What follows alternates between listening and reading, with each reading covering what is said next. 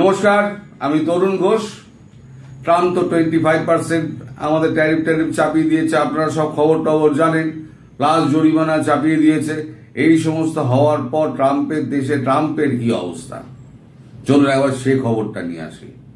Trump নিজ দেশে কতটা স্বস্তিতে আছে এই সমস্ত ভারতের সঙ্গে, একটা বৃহৎ গণতান্ত্রিক রাষ্ট্রের সঙ্গে এই ঝামেলাটি পাকিয়ে তিনি কতটা শান্তিতে আছেন সেটা একবার আপনারা নিজের চোখে দেখে নিন। আমাদের আনন্দবাজার পত্রিকায় যেটা বেরিয়েছে, আমি সেইটুকু শুধু তুলে, পুরো রিপোর্টটা অনেক বড়, আমি কিয়দংশ তুলে দেবো, নইলে পরে আপনাদের ধৈর্যচ্যুতি করতে পারেন। এক হচ্ছে হেডিং হয়েছে, হু করে জনপ্রিয়তা কমছে টকেটিভ ট্রাম্পের, সেরা 10-এ নেই পুতিন, শি, বিশ্ব নেতাদের তালিকায় কত নম্বরে মোদি। কখনো শুল্ক চাপানোর হুমকি, আবার কখনো পাকিস্তানের পক্ষ নিয়ে ভারত বিরোধী মন্তব্য। প্রায় প্রতিদিনই বিতর্কিত বিবৃতি দেওয়া মার্কিন প্রেসিডেন্ট ডোনাল্ড ট্রাম্পের হু করে কমছে জনপ্রিয়তা। অপারেশন সিন্দুর চলাকালীন ইসলামাবাদের সঙ্গে ষড়যন্ত্রে লিপ্ত থাকা তুর্কি প্রেসিডেন্ট রিসেপ তাইপ এরদোগানের অবস্থাও তথৈবচ। অন্যদিকে নিজের অবস্থান ধরে রেখেছেন প্রধানমন্ত্রী নরেন্দ্র মোদী। জনপ্রিয়তার নিরিখে বিশ্ব নেতাদের তালিকায় প্রথম 10-এ জায়গায় পাননি শি জিনপিং, 10 নম্বরের মধ্যে শি জিনপিং এর কোনো জায়গায় নেই। চলতি বছরের 25শে July democratic liver approval rating, এটা কিন্তু মার্কিন যুক্তরাষ্ট্রের, আমাদের নয়, শীর্ষক একটি সমীক্ষা রিপোর্ট প্রকাশ করে মার্কিন ব্যবসায়িক গোয়েন্দা সংস্থা মর্নিং কনসাল্ট।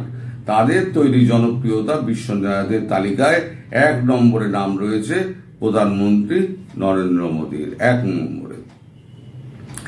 অন্যদিকে প্রেসিডেন্ট হওয়ার পর মাত্র 7 মাসে আমেরিকার আমজনতার মধ্যে কি হারে ট্রাম্পের জনপ্রিয়তা কমছে তা স্পষ্ট করা হয়েছে। যুক্তরাষ্ট্রের ঘরোয়া রাজনীতির ক্ষেত্রে একে উদ্বেগজনক বলে উল্লেখ করা হয়েছে। মর্নিং কনসাল্ট তার রিপোর্ট অনুযায়ী এখনো 75% ভারতীয়ের কাছে পছন্দের রাজনৈতিক নেতা হলেন নরেন্দ্র মোদী। এদেশের 18% বাসিন্দা তার প্রবল বিরোধী, আর মাত্র 7% ভারতীয় এই ব্যাপারে কোনো মতামত দিতে চাননি। তালিকায় 8ম স্থানে জায়গা পেয়েছেন ট্রাম্প, প্রথম স্থানে মোদী এবং 8ম স্থানে হচ্ছেন ট্রাম্প। 50% আমেরিকাবাসী তাদের প্রেসিডেন্টকে নিয়ে একেবারেই খুশি নন বলে সমীক্ষা রিপোর্টে উল্লেখ করা হয়েছে। গত বছরের নভেম্বরে হওয়া ভোটে প্রেসিডেন্ট নির্বাচিত হন ট্রাম্প। ওই সময় আমেরিকাকে ফের মহান করো, মেক আমেরিকা গ্রেট এগেইন বা মাগা স্লোগানের প্রচারে ঝড় তোলেন তিনি। এবছরের জানুয়ারিতে প্রেসিডেন্ট হিসেবে দ্বিতীয়বারের জন্য শপথ নেন এই পার্সিয়ান রিপাবলিক নেতা। এই পর্বে লাফিয়ে লাফিয়ে বাড়ছিল তার জনপ্রিয়তা, কিন্তু মাত্র 7 মাসের মধ্যেই সেটা কমতে কমতে 44% এসে ঠেকেছে। রাজনৈতিক বিশ্লেষকদের মতে অনুমান, ট্রাম্পের জনপ্রিয়তা আরো ভাটা লক্ষ্য করা যেতে পারে, আরো অনেক বড় আছে। আমি শেষটুকু পড়ি। একই কথা ইরান ইসরায়েল যুদ্ধের ক্ষেত্রেও প্রযোজ্য। এই সংঘাত থামাতে অবশ্য বড় ভূমিকা নেন ট্রাম্প। লড়াই থামলেও পরমাণু হাতিয়ার তৈরির সিদ্ধান্ত থেকে সরে আসেনি তেহরান। এছাড়া পশ্চিম এশিয়া সফরে গিয়ে সিরিয়ার প্রেসিডেন্ট আহমেদ আল শারার সঙ্গে করমর্দন করেন মার্কিন প্রেসিডেন্ট। একটা সময় আমেরিকার মোস্ট ওয়ান্টেড জঙ্গিদের তালিকায় তার নাম ছিল। পাশাপাশি পাক সেনাপ্রধান ফিল্ড মার্শাল আসিফ মুনিরের সঙ্গে হোয়াইট হাউসে বৈঠক করেন ট্রাম্প। এগুলি তার জনপ্রিয়তা হ্রাসের অন্যতম কারণ বলে মনে করা হচ্ছে। তাহলে হলো কি, নিজ দেশে ট্রাম্প হলেন গিয়ে পরবাসী। একটা কথা আছে, নিজ দেশে পরবাসী। ট্রাম্প একটু বেড়ে খেলতে চান। আমি বহুদিন আগে বলেছিলাম, এই যে ট্যারিফ নীতি ট্রাম্পের, এই ট্যারিফ নীতি ট্রাম্পকে কিন্তু শেষ করবে। অন্তত 4 মাস আগে বলেছিলাম, যখন ট্যারিফ নিয়ে উনি খুব লাফালাফি শুরু করলেন। গদিতে বসেই তো ট্যারিফ দিয়ে শুরু করলেন, তারপর খুব লাফালাফি শুরু করলেন। তখনই বলেছিলাম যে ট্যারিফই কিন্তু ট্রাম্পকে মারবে। সেই ট্যারিফের শুল কিন্তু ট্রাম্পের পায়ে কিন্তু বিঁধল। এখন ভারতবর্ষের মতো একটা বৃহৎ রাষ্ট্রের সঙ্গে পাঙ্গা নিয়ে ট্রাম্প কতটা এগোতে পারবেন?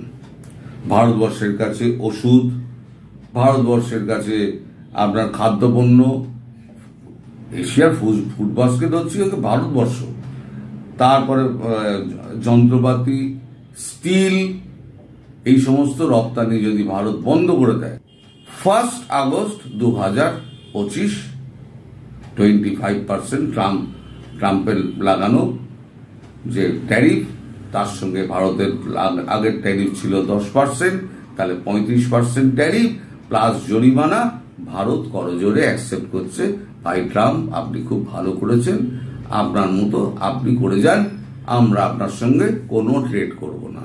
তাই এই যন্ত্রাংশগুলো, তারপরে যদি এগুলো যায়, তারপরে কি বলে আমাদের সমস্ত ওষুধপত্র সমস্ত যদি যাওয়া বন্ধ হয়ে যায়, ট্রেড বন্ধ হলে, তাহলে 1 মাস বাদে আমেরিকার জনগণের মধ্যে যে বিক্ষোভটা দেখা দেবে, তখন ট্রাম্প বুঝতে পারবেন কার লেজে পা দিয়েছেন, বাঘের লেজে পা দিয়েছেন না বেড়ালের লেজে পা দিয়েছেন।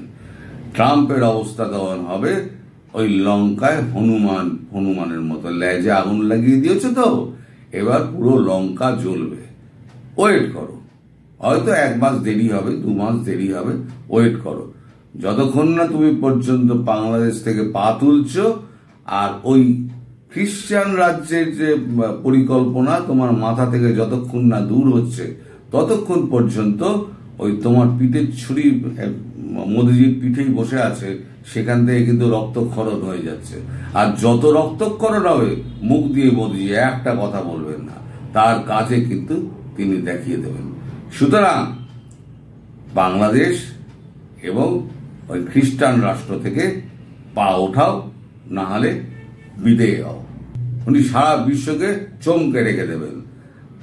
আবার ভারতবর্ষকে আবার F-35 কিনতে হবে, কিন্তু তিনি ট্রান্সফার অফ টেকনোলজি করবেন না।